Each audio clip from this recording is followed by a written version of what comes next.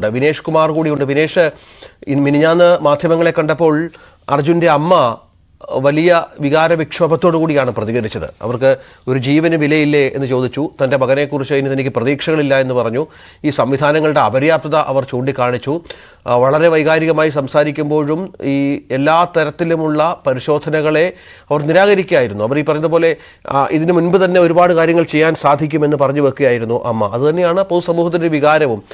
ഇന്നിപ്പോൾ അതിനുശേഷം ഇവരെ കാണാൻ സാധിച്ചോ? എന്തെങ്കിലും സന്ദേശം ഈ സർക്കാരുകളുടെ ഭാഗത്തു നിന്നും സംവിധാനങ്ങളുടെ ഭാഗത്തു നിന്നും ഈ കുടുംബത്തിന് കിട്ടുന്നുണ്ടോ?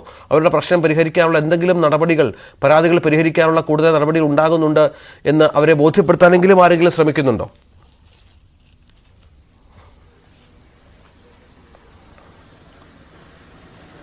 രഞ്ജിത്ത്, അവർക്ക് കൃത്യമായി അവർ ആശയവിനിമയം നടത്തുന്നുണ്ട്. അവിടെ ദുരന്ത ഭൂമിയിൽ ഇപ്പോൾ അർജുൻ്റെ സഹോദരനുണ്ട്, അർജുൻ്റെ ഭാര്യ സഹോദരനുണ്ട്, മറ്റു ബന്ധുക്കളായുണ്ട്, സുഹൃത്തുക്കൾ ഉൾപ്പെടെ 150-150 പേർ അവിടെ തന്നെ ഉണ്ട്.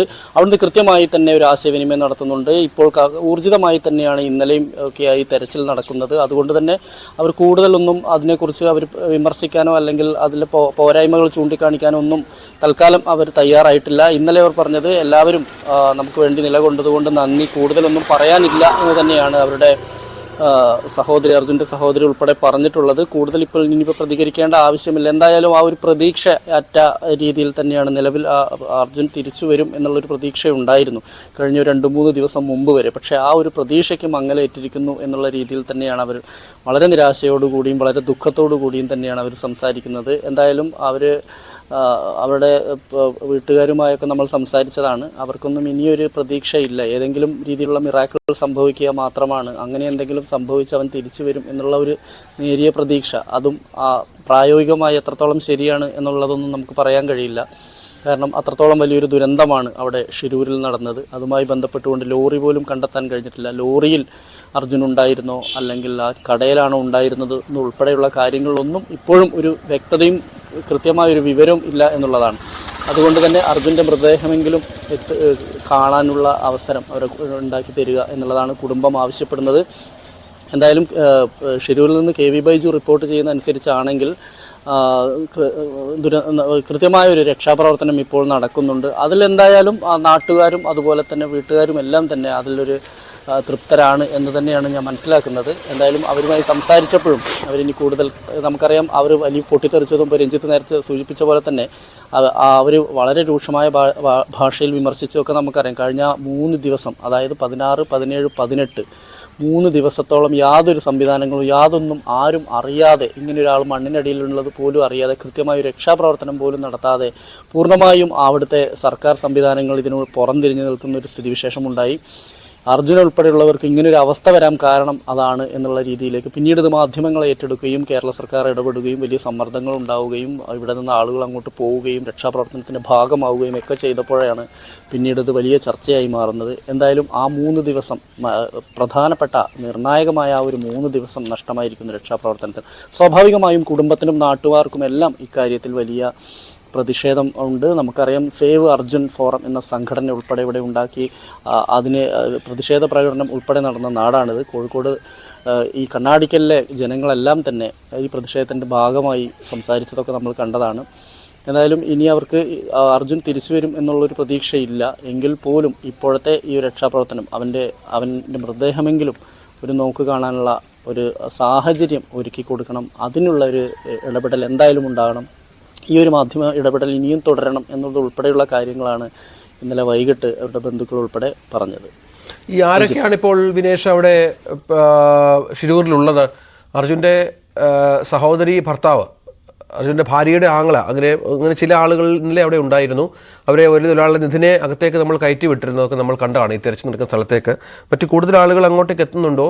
ഈ സന്നദ്ധ സംഘടനയുമായി ബന്ധപ്പെട്ട് പ്രവർത്തിക്കുന്നവരുടെ സാന്നിധ്യം അവിടെ ഉണ്ടോ? അവർ ഈ നിരന്തരം കുടുംബവുമായി ബന്ധപ്പെട്ട് ഈ തെരച്ചിലിൻ്റെ വിവരങ്ങൾ കൈമാറുന്നുണ്ടോ?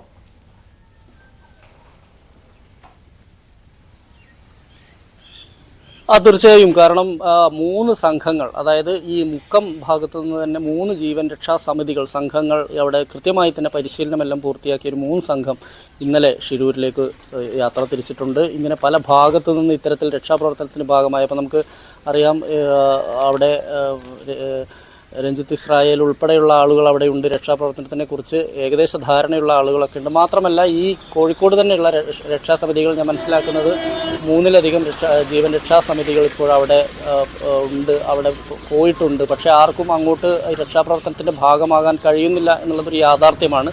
കാരണം അവിടുത്തെ സർക്കാർ സംവിധാനങ്ങൾ അതിനെ എന്തായാലും ഹൈജാക്ക് ചെയ്തുകൊണ്ട് മറ്റൊരാൾക്ക് അവിടെ പോയി രക്ഷാപ്രവർത്തനം നടത്താൻ കഴിയില്ല. ആ ഒരു സംവിധാനത്തിൽ നിന്നുകൊണ്ട് മാത്രമേ കഴിയുള്ളൂ. അതുകൊണ്ട് തന്നെ അവിടെയുള്ള സൈന്യം അതുപോലെ തന്നെ അവിടുത്തെ സർക്കാർ സംവിധാനങ്ങൾ ഉപയോഗിച്ചുകൊണ്ടുള്ള തെരച്ചിൽ മാത്രമാണ് നടത്തുന്നത്. അവർക്ക് വേണ്ടപ്പെട്ട ആളുകളെ, അതായത് ഭാര്യ സഹോദരൻ ഉൾപ്പെടെയുള്ള ആളുകളുണ്ട്, അവർക്ക് അങ്ങനെ ആവശ്യമുള്ളവർക്ക് മാത്രമാണ് ഇതിൻ്റെ ഭാഗമായിട്ട് രക്ഷാപ്രവർത്തനത്തിന് പോകാൻ കഴിയുകയുള്ളൂ എന്നുള്ളതാണ് അതിനകത്ത്. അപ്പോൾ എന്തായാലും അവരുടെ ബന്ധുക്കളെല്ലാം തന്നെ അർജുൻ്റെ ബന്ധുക്കളുണ്ട്, അതുപോലെ തന്നെ അടുത്ത സുഹൃത്തുക്കളുണ്ട്. ഇങ്ങനെ ജീവരക്ഷാ സമിതികൾ കോഴിക്കോട് കേന്ദ്രീകരിച്ച് പ്രവർത്തിക്കുന്ന എല്ലാം തന്നെ അവിടെ ഉണ്ട് എന്നുള്ളതാണ് ഇവർക്ക് ലഭിക്കുന്നവർ. അവിടെ നിന്ന് കൃത്യമായി തന്നെ ഇതിൻ്റെ ഒരു ആശയവിനിമയം നടക്കുന്നുണ്ട്. അവർക്ക് ഓരോ വിവരങ്ങളും കിട്ടുന്നുണ്ട്. മാധ്യമങ്ങളിലൂടെ മാത്രമല്ല, ഈ ബന്ധുക്കൾ വഴിയും അർജുൻ്റെ സഹോദരൻ വഴിയൊക്കെ കൃത്യമായ വിവരങ്ങൾ അവർക്ക് ഇവിടെ ലഭിക്കുന്നുണ്ട്. അതുകൊണ്ട് തന്നെ ഇപ്പോൾ തൽക്കാലം ഒരു പരസ്യമായ ഒരു പ്രതികരണത്തിൻ്റെ ആവശ്യമില്ല. ഏതായാലും ഊർജിതമായി തന്നെ ഇപ്പോൾ നടന്നുകൊണ്ടിരിക്കുന്ന പോലെ തന്നെ ദൗത്യം നടക്കട്ടെ എന്ന് തന്നെയാണ് അർജുൻ്റെ ബന്ധുക്കൾ പറയുന്നത്. അതാണ്. ഏതായാലും ഇന്ന് ദൗത്യം അല്പസമയത്തിനകം ഇപ്പോൾ 7:30 7:30 കഴിഞ്ഞ് 2 മിനിറ്റായി. 7:30 ഓടുകൂടി ദൗത്യം പുനരാരംഭിക്കുമെന്നാണ് നേരത്തെ റിപ്പോർട്ട് ചെയ്യപ്പെട്ടിരുന്നത്. അങ്ങനെ തന്നെയാണ് കാര്യങ്ങൾ എന്ന് വേണം ഇപ്പോൾ തൽക്കാലമെങ്കിലും മനസ്സിലാക്കാൻ. ദൗത്യം പുനരാരംഭിച്ചിരിക്കണം ഈ സമയത്ത്. അതിനധികം കാലതാമസം ഉണ്ടാകില്ല. കാരണം ഇന്ന് കുറച്ച് നിർണായകമായ ഒരു ദിവസം കൂടിയാണ്. ഇന്ന് 9ാം നാളിലേക്ക് കടക്കുകയാണ് ഈ അർജുനെ കാണാതായിട്ട് എന്നുള്ളതാണത്. അതിൻ്റെ ഇപ്പോൾ ഗൗരവ സ്വഭാവം കുറച്ചുകൂടി തെരച്ചിലിന് കൈവന്നിട്ടുണ്ട്. കാരണം കൂടുതൽ ഉപകരണങ്ങൾ ഇങ്ങോട്ടേക്ക് എത്തിച്ചുകൊണ്ടുള്ള തെരച്ചിലാണ് ഇപ്പോൾ പുരോഗമിക്കുന്നത്. കൂടുതൽ ഉപകരണങ്ങൾ, അത്യന്താധുനിക ഉപകരണങ്ങൾ കേന്ദ്ര സർക്കാർ ഡൽഹിയിൽ നിന്നും ഇങ്ങോട്ടേക്ക് എത്തിച്ചിട്ടുണ്ട് എന്നാണ് മനസ്സിലാകുന്നത്. അത് സഞ്ചാരദിശ, ഈ സോണാർ സിഗ്നൽ, വെള്ളത്തിനടിയിലുള്ള വസ്തുക്കളുടെ സഞ്ചാരദിശയും വേഗവും ഒക്കെ മനസ്സിലാക്കാനുള്ള സംവിധാനത്തിലൂടെ കണ്ടെത്തിയ 2 സിഗ്നലുകളും കേന്ദ്രീകരിച്ച് നാവികസേനയുടെ പരിശോധനകൾ ഉണ്ടാകും എന്നുള്ളതാണ്. ഐബോർഡ് എന്ന സാങ്കേതിക സംവിധാനം ഉപയോഗിക്കുന്നത് ആകാശത്ത് നിരീക്ഷിച്ച് ചെളിക്കടിയിൽ പൂഴ്ന്നു പോയ വസ്തുക്കളുടെ സിഗ്നലുകൾ കണ്ടെത്താനുള്ള ഉപകരണമാണ് ഐബോർഡ്. അതും ഉപയോഗിച്ചുള്ള തെരച്ചിൽ ഇവിടെ ഇന്ന് പുരോഗമിക്കും. അപ്പോൾ സ്വാഭാവികമായി ഇന്ന് വൈകുന്നേരത്തിനകമെങ്കിലും തെരച്ചിൽ അവസാനിക്കുന്നതിന് മുൻപെങ്കിലും അർജുനെക്കുറിച്ചുള്ള, ലോറിയെക്കുറിച്ചുള്ള സൂചനകൾ ലഭ്യമാകുമെന്ന് വേണം കരുതാൻ. അങ്ങനെ ശുഭപ്രതീക്ഷയോടുകൂടി തന്നെയാണ് ഈ ദിവസവും ആരംഭിക്കുന്നത്. കാരണം അത്രത്തോളം നിർണായകമായ തിരച്ചിൽ പുരോഗമിക്കുന്നുണ്ട്. നമുക്ക് നേരത്തെ ആ ദൃശ്യങ്ങളിലേക്ക് ഒന്നുകൂടി പോകാമെന്ന് തോന്നുന്നു. മറുകരയിൽ നിന്ന് ഗ്രാമീണർ പകർത്തിയ ഭീതിജനകമായ ഒരു ദൃശ്യം അത് ന്യൂസ് 18 പുറത്തുവിടുകയാണ്. ഈ വലിയ വെള്ളപ്പാച്ചിലും മണ്ണിടിച്ചിലും ഉണ്ടായപ്പോൾ ഗ്രാമീണർ ഓടി രക്ഷപ്പെടുന്ന ദൃശ്യങ്ങളാണ് കാണുന്നത്. ഇതിനിടയിൽ ചിലർ പകർത്തിയ ദൃശ്യങ്ങൾ കൂടിയാണ്. ഈ അപകടത്തെക്കുറിച്ചൊരു വ്യക്തത വരുത്താൻ ഒരു പക്ഷേ ഈ ദൃശ്യങ്ങൾ സഹായിച്ചേക്കും. കാരണം അത്രത്തോളം ഭീകരമാണ്. ആ ദൃശ്യങ്ങളിലാണ് ഇപ്പോൾ പ്രേക്ഷകർ കാണുന്നത്. ഇന്നലെ ന്യൂസ് 18 പുറത്തുവിട്ട ദൃശ്യമാണ്.